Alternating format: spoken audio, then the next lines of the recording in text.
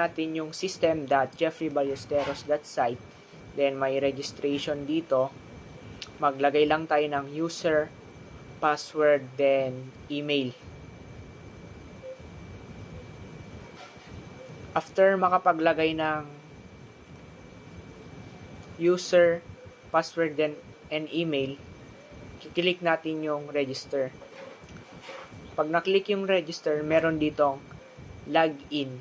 So, try nating i-login yung ating ni-register na account. So, login. So, makikita natin dito yung homepage ng ating system. So, ito yung laman. Then, pupunta tayo sa may cPanel. Click natin ng PHP My Admin. So, login lang tayo ulit. So, ito na yung PHP My Admin.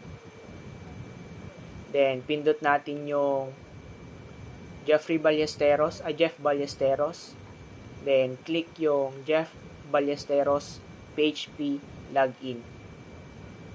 After natin maklik yon, pindot lang natin yung accounts. Then, makikita natin dito yung Jeff Ballesteros na user at yung password.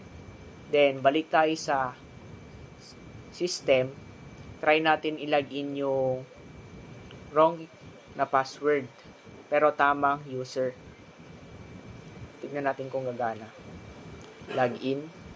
So, ang magpakita is incorrect user and password. Then, lagay natin yung maling user tapos tamang password.